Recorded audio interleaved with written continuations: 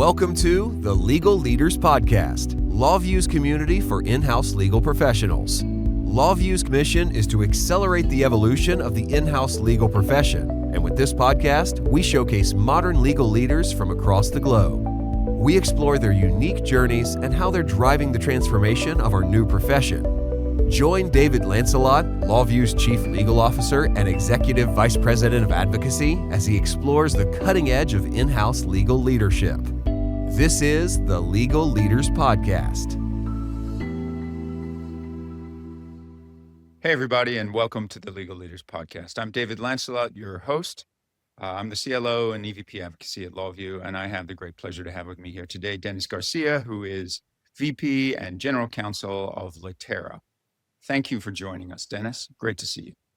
Well, great to see you too, David. Thank you for having me, and I'm excited for the conversation today. Yes, and I would describe you as an OG in tech legal.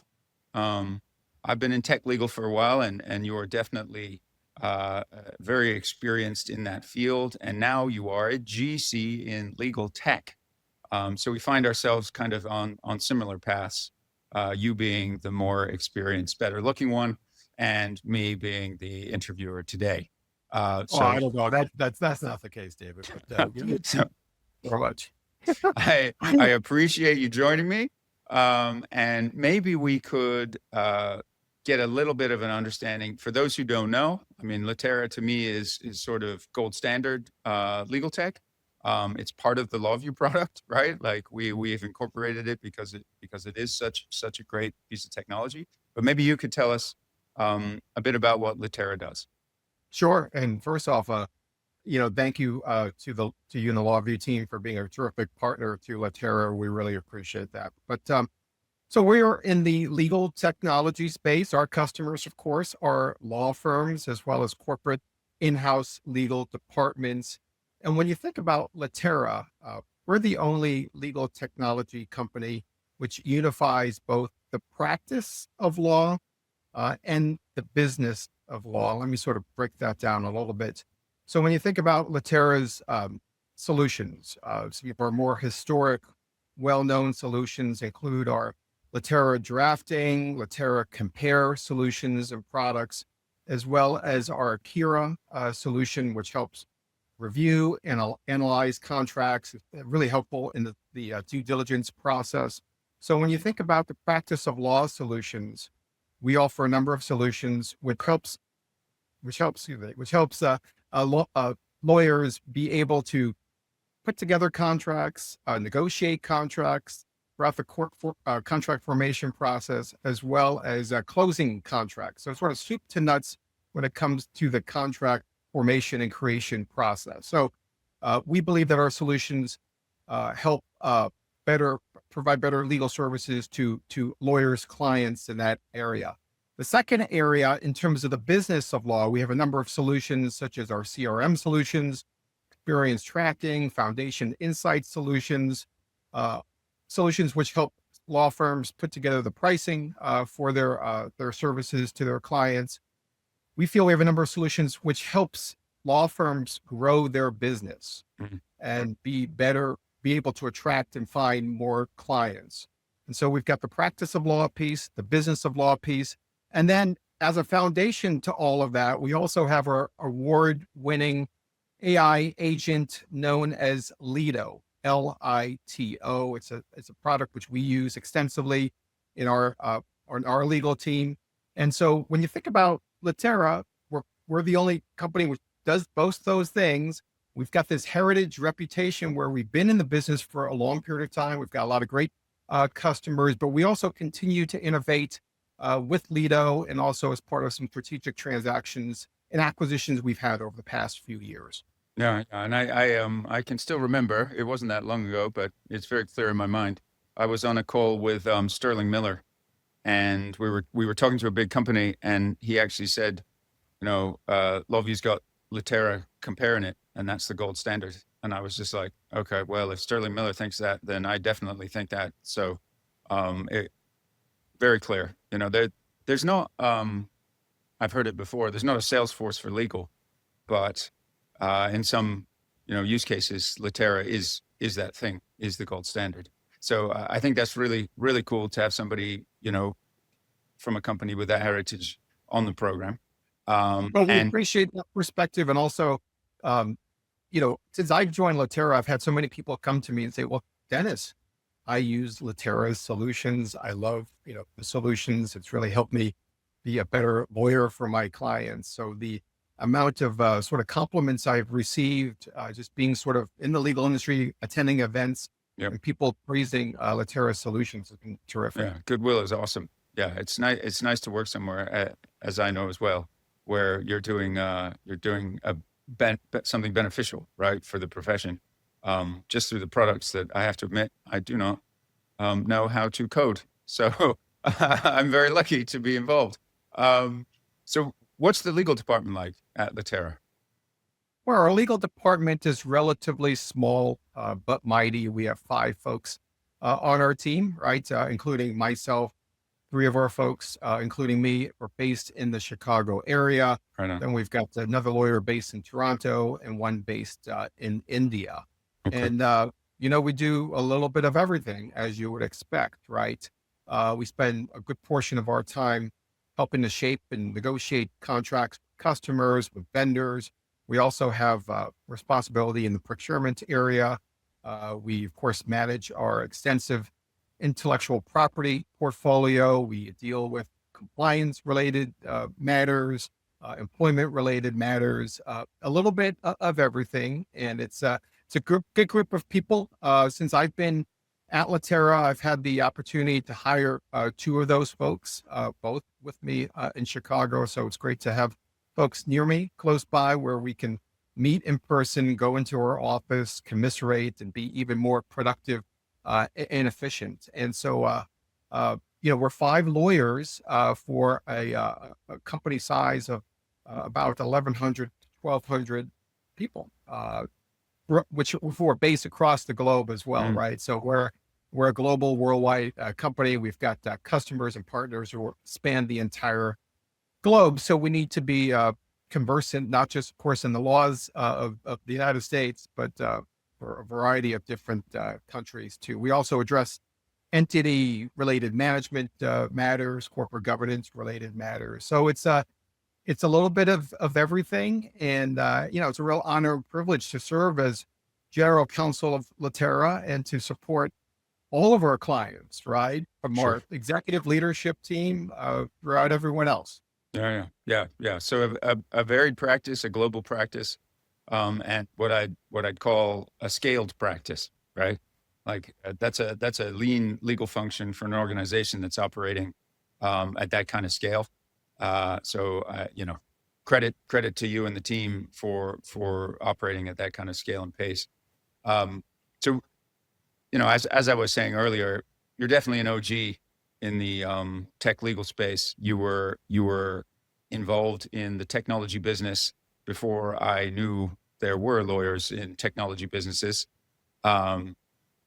So tell us about how the arc of that, starting with I think IBM. Yeah. Well, my legal career started a long time ago, back in the day with the IBM legal department, but maybe just to back up a little bit, when I was in college, again, back in the day, I wasn't sure as to what I wanted to do, but a long time ago, there was this TV show called LA Law. I'm really dating myself, okay? But I used to watch that show a lot in college, and there was this one lawyer in LA Law. His name was Arnie Becker. He was portrayed, I think, a family lawyer, divorce lawyer in LA Law. And I was infatuated with his practice, but also more so his lifestyle. And I said to myself, well, I'd like to be Arnie Becker and have his car or Ferrari or his social life, right? And so that was what kind of sort of drew me into thinking about applying to law school. I applied to law school. I was fortunate to get into Columbia Law School. After my first year at Columbia Law School, like a lot of law students, I needed some money, right? And so the law school wasn't as expensive as it is nowadays. Back then, it was still pretty pricey, but I needed a job. And I went to the Career Service Center at Columbia Law School, and I learned that IBM was seeking a law student to help a lawyer on their team. The lawyer on the team was an employment lawyer, but he had some vision, sight related issues, and they wanted somebody to help him read his emails, compose his emails, letters, those sorts of things. So I applied for the job. I got the job, and I was working part-time during my second year of law school for this lawyer at IBM in Westchester County, New York, which is 20 miles north of New York City. And that's where I was living at the time with my parents. So anyhow, I was working with this lawyer. We got off to a very strong, good relationship. And then he told me about a IBM legal summer program for law students. And so I applied for that program. He put in a good word for me, which I was very fortunate about. And then after my second year of law school, I worked in the IBM legal department for that summer, had a great experience. And then early in my third year of law school, they offered me a job.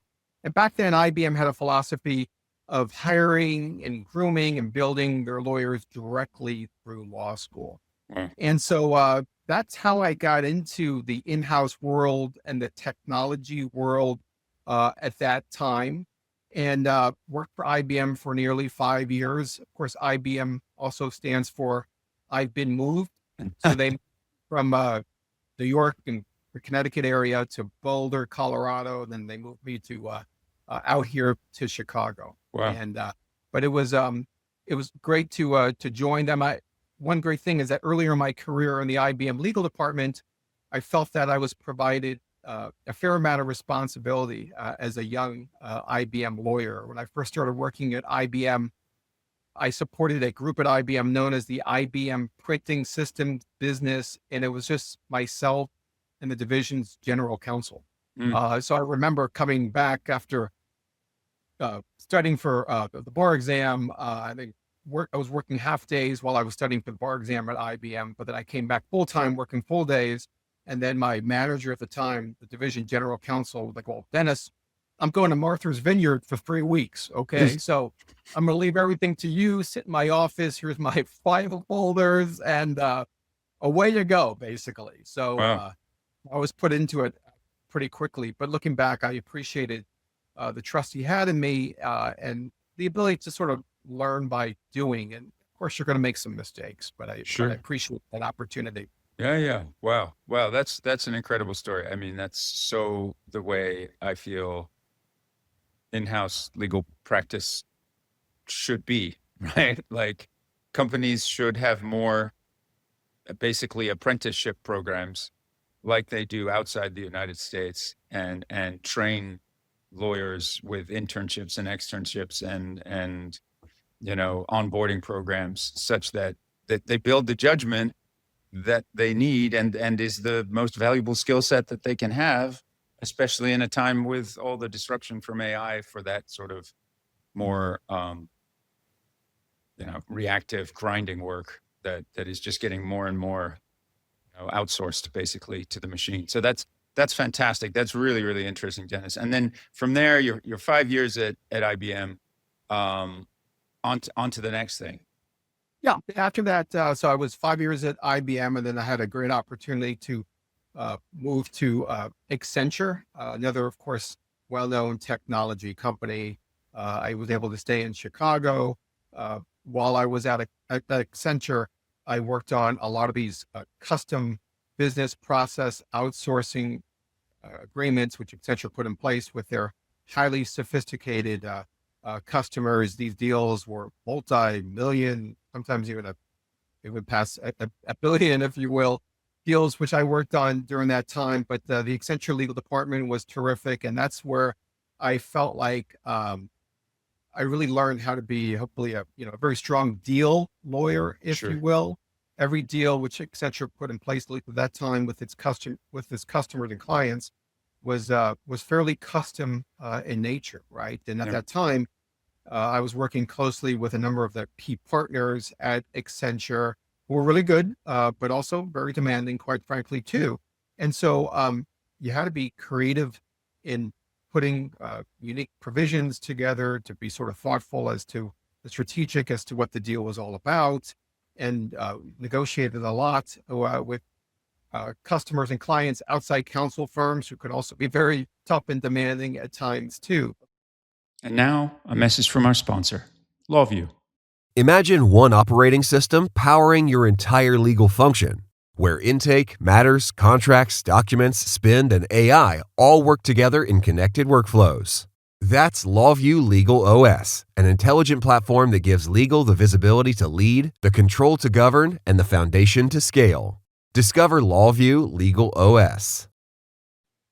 That was a great experience, and just learning everything from the soup to nuts in the deal contract formation process. And then there was also a contract management piece of it after these deals got done. Then you had to manage and fulfill the lengthy and involved contract, obligations. And so I was there for about 5 years, always in Chicago. And then an opportunity came up to join the Microsoft legal team in Chicago, supporting the Microsoft's sales and services teams, first in the US, then in North America, and then in the Americas team. So I was at Microsoft for a long period of time, for about 22 and a half years, always in what's called the field, not in the corporate headquarters at Microsoft in the Pacific Northwest, but always in the field, supporting Microsoft's sales, technology, and services team to interact with Microsoft's customers and partners. And I've loved working closely with the sales folks and the marketing folks, because that's capturing deals and capturing revenue, and being a true business accelerator. And that's what I did for most of my time at Microsoft, just working on these first on-premises deals, if you will, traditional software licensing deals. And then when Microsoft moved to the cloud era, that was a whole other change. And so we needed to be conversant on how to negotiate cloud computing deals with customers. And a lot of customers 10, 12 years ago were a little apprehensive about moving to the cloud at that time, and concerned about how their data was going to be protected, right, and used, and what laws Microsoft was going to comply with, and how they could trust Microsoft. So I spent a lot of time not just even putting those contracts in place, but also evangelizing to legal and compliance leaders at our customers about Microsoft's differentiated trust story at that time. And then, then fast forward to sort of the AI world, I got involved in a lot of Microsoft's AI deals with its customers and partners as well. So there was certainly an evolution, of the work which I did, but it was always focused on helping our sales folks close deals, moving with speed, accelerating the business, but also, of course, taking on a smart risk-taking mindset to everything that we did. And of course, working at Microsoft's a huge publicly traded company, 220,000 or so folks at the company. The legal department of Microsoft is also very large, about 2,000 people in the Microsoft legal department, right? So that's, working in a large legal department, there's a lot of advantages in that regard. I could always connect with a subject matter expert on employment law or data privacy or whatever, right? But sometimes navigating through a large legal department is not easy at times. And sometimes the work you could do also may get lost because Microsoft's involved in so many different things, right? And so, one thing which I also learned in my time at Microsoft is you got to build your brand internally, build relationships with key leaders and decision makers. And how do you get that visibility, if you will? That the V word was talked a lot about at Microsoft and in the Microsoft legal department, not just with the legal department, but also across the business units and lines as well. And then fast forward to about a year ago, when I joined Litera as their vice president and general counsel. And from my perspective, this experience has been great. It's been the culmination of my 30 plus years as an in-house lawyer to finally become a general counsel. I remember my first few days as Litera's general counsel, I was saying to myself, well, now that I'm a general counsel, what is it which I do? Right? And so then I realized it's been everything which I have been doing, over 30 plus years, the culmination of all my experiences, right? And just do what you've always have been doing, right? Continue to learn and grow as well, and earn the trust of your newer business clients to the best of your capability. But of course, working at Litera, a much smaller company than Microsoft, a private equity sponsored company, we really need to move with as much speed as we can. And we're in a marketplace in the legal technology space where it's highly, highly competitive, right? And so we have to embrace smart risk taking as lawyers and legal professionals, but we have to move with optimum speed. And so over the past year or so, I feel my team and I have accomplished a lot over that year. And it's great to be with an organization with a lot of smart, sharp people. And I really enjoyed the work that my team and I have delivered over the past year. Yes. Well, and it feels like, for some people, the transition to general counsel is a pretty hard shift because they've been sort of a substantive expert, say in the corporate practice, right? At the HQ, something like that, or employment or litigation or whatever it is. But your entire career has been about being a business leader with legal skills. From day one at IBM all the way to, today, your practice has been about, like, I can remember someone describing to me, like, what are we trying to get to a few years ago as in-house practitioners. And they described this person they used to work with who was why is, whoever, Sue, not in the room, she's the strategic deal person, not knowing that person was the general counsel or whatever, the senior counsel, right? So it was just that sort of like Jedi level of, I'm a business person who also has this super deep legal skill set. And if you don't have me around, everyone's like, where's Dennis? We need Dennis in the room. So I feel like that's been the arc that you've been on and has set you up, almost perfectly for the general counsel role. And I have a feeling you've also seen a lot of really great mentoring. Like the IBM program clearly was built to do that. And there just aren't that many of those around. So that's a pretty incredible story. So that leads me to, what do you look for today with all of that experience? What do you look for today when you're bringing people in? What should, law students, junior lawyers, people aspiring to your level of seniority, what are you looking for? Well, I would say a few things. I think number one, you want folks who have a lot of energy and enthusiasm and is really interested in the role, in the job, how they can continue to grow and learn, right? Reality in our jobs, it's not just good enough just to do your core job. What else can you do? How else can you be accountable and help the business move forward? So I think number one, someone who has a can-do attitude, someone who's very positive. I think it's important to stay positive in any role from an in-house perspective, and also as a general counsel. General counsel's jobs, as it's not an easy job. Yeah. You're going to have some good days and maybe not some great days as well, right? But you got to stay even keel. You got to be positive. I like people who demonstrate and exude confidence. I think that's really important too. I think our business clients expect that from their legal team. Yep. I also like somebody who's this team player, a strong collaborator, somebody who is easy to work with, someone who's highly likable. We want people who to join our team who our clients are going to feel comfortable and engaging in working with, right? And who will say, oh, I want to reach out to Dennis versus avoiding Dennis. The last thing we want are lawyers or general counsels who our clients want to avoid.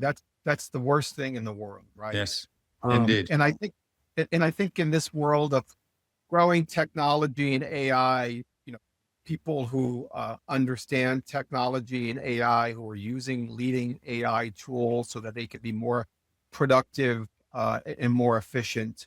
I know some people have talked about wanting to hire 10 Xers, People who are great, but who can make others better. But those are a few things. And I would just maybe wrap up with one other point too. I think as lawyers, um, we have to be strong communicators with our clients.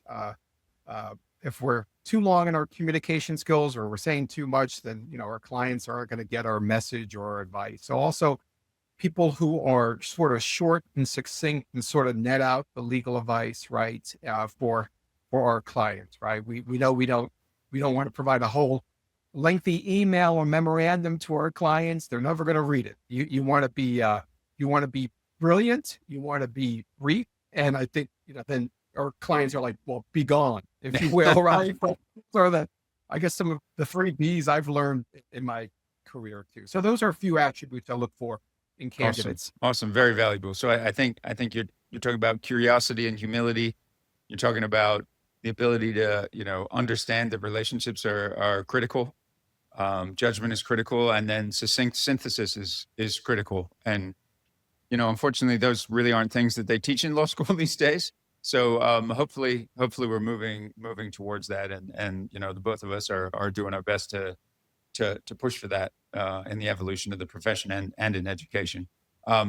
Maybe pivot to a couple of more, I don't know if I'd call these personal things, but you have a series of what you call 3 strikes videos. May have something to do with, for those of you who aren't watching the video of this podcast, Dennis's office is replete with baseball memorabilia. I don't think he can fit any more in, or there'll be like some kind of black hole will appear due to the density of the baseball memorabilia. But you clearly have a baseball passion, right? Like, and I think it's more than just like, I like baseball.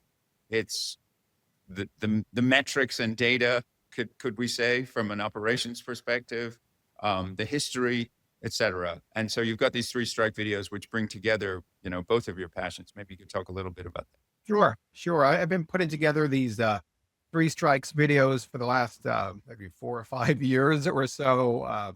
Sometimes it's hard to find time to do these videos, but what I try to do, again, David said I'm a big sports fan, but really big baseball fan. And in my 3 strikes videos, I try to portray 3 takeaways, 3 tips for lawyers in terms of the job which they're doing as lawyers. So they're meant to be short videos, 2 minutes, 2.5 minutes, no longer than 3 minutes in length, which I either do in front of my laptop, or sometimes I'll just do it from my phone, basically. But I have a lot of fun with it. I have a sort of a whole walk-in closet full of baseball uniforms and hats. I collect a lot of sports memorabilia and uniforms. So on each call, I'll wear another uniform top, or maybe a baseball cap, if you will, right? Although I'm a diehard New York Yankees fan, I also have jerseys of minor league teams, other baseball teams. I've gotten into basketball jerseys, also football jerseys. I've got too many jerseys, basically. But in these videos, I'm just trying to give a sort of a quick perspective of tips or best practices, always based on 3 strikes, right? A pitcher is trying to, not always, but tries to strike a batter out in 3 strikes, or a hitter has 3 strikes, or they're out. And so that's the sort of philosophy behind it. And it's meant to be fun, hopefully somewhat educational. And I've enjoyed doing it over a period of time. And one thing which I've learned about doing it over a period of time, as we talked about, sometimes you need a few takes in doing the video. I can't always get it done in just one take. And I have found that hopefully by doing these videos, I hopefully become a better maybe speaker, if you will, or try to be more succinct and more precise in what I'm trying to say, right? And Absolutely. So, well, I think that's a great tip in and of itself. Anybody who's ever worked with or for me knows that I'm a huge fan of dry runs, right? Yes. And in my opinion, anyone can be a good to great public speaker. Really, getting up in front of a leadership team of a business, et cetera, getting up on stage. And for me, it's always been, and I have a joke, 13 dry runs. And I've seen it. I've seen people who are really reticent to do anything, and after 13 dry runs, they're good to go. And the practice makes perfect, right? So I think it's a very, very good point, Dennis. Like if you wanna get better, make some videos, put them on LinkedIn. Definitely check out Dennis's videos. And I know that you're a pretty frequent public speaker now. There's a conference coming up that you're speaking at. You've got two speaking engagements at the conference. So it's not like you're holding back in that regard. Yeah. Yeah. No, I love being able to, and I know our marketing and sales folks, I think, appreciate their general counsel and being proactive Yep. at these industry events, not to come across sort of salesy, if you will, but to really hopefully provide some unique perspective or value add to the audience. So in one of the sessions next week at ILTACon, ILTA stands for the International Legal Technology Association. They've got their annual conference next week in Nashville, Tennessee, which is kind of like the proverbial Super Bowl, if you will, for the legal technology space. Yep. And so, of course, we're going to have a large, booth there. We're going to have a large presence. A lot of our customers are going to be there. So we want to be able to meet with them and to connect with them. But one of the sessions I'm going to be driving with two senior legal operations leaders is as a master class on AI, but really sort of digging in deep as to what law firms should be thinking about when they're using tools to serve their clients, how to sort of approach and answer, questionnaires or information from their clients when it comes to the utilization of AI, to sort of get into some level of depth on that. So I'm excited for that. But with these events, as you point out, I need to practice, right? I need to practice, the questions, what I'm going to say, my Yep. points. And I have found that when you're practicing beforehand, then hopefully you're building up that self-esteem and confidence. And so of the day of the session, then you're ready to go. And it's a lot like sports and baseball players, right? Baseball is a little bit like life too. These ball players just don't go on the field and perform. They're practicing and practicing their craft and their trade for hours and hours on end, right? And as lawyers, we need to do the same. It's hard just to sort of show up and just wing it, if you will, right? And if you're going to do that, it's going to show, right? So you got to really put the time in and the effort to perfect, maybe not perfect, but to really hone and build your skills, basically. And if you do that, it's going to yield positive outcomes over a period of time. 100%. And I think it's probably a maxim that if you want to learn something, get up in front of, if you want to be motivated to learn something really well, get up in front of a few hundred of your extremely challenging peers and try and teach them about it, right? the pit in your stomach that results in that a few months beforehand will absolutely motivate you to become an expert and have the ability to really talk about it in a powerful way. So great tips, Dennis, great tips. So I've really appreciated the time we've been able to spend talking today. Thank you so much for being on the program. And of course, I'll be seeing you soon. Sounds great, David. Thanks for the opportunity. You take care. And thank you, everybody, for listening to another episode of the Legal Leaders Podcast. We appreciate you being here too, and we'll see you on the next episode.